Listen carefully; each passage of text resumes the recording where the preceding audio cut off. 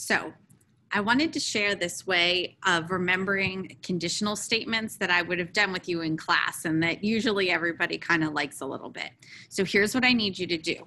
Put your hands out like this. Don't worry, I'm not going to virtually slap them, okay? So put your hands out like this, and I need you to repeat after me. Say conditional, okay? Now, converse is when we flip-flop the hypothesis and conclusion. So say conditional, converse, conditional, converse, okay? Now, inverse, we keep the hypothesis and conclusion in the same place, we just negate them.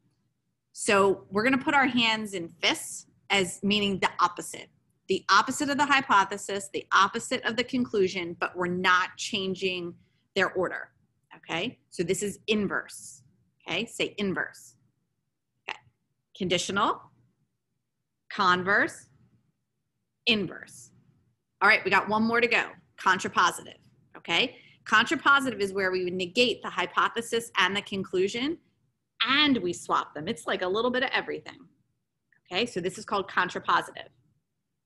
Okay, so let's do it. Conditional, converse, inverse, contrapositive. Okay, let's do it again. Conditional, converse, inverse, contrapositive.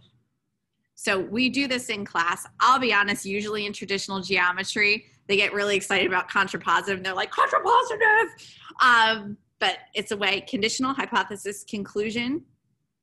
Converse, we just switch the two. Inverse, they stay the same, but we say the opposite of the hypothesis and the opposite of the conclusion. And the contrapositive is negate them and switch them.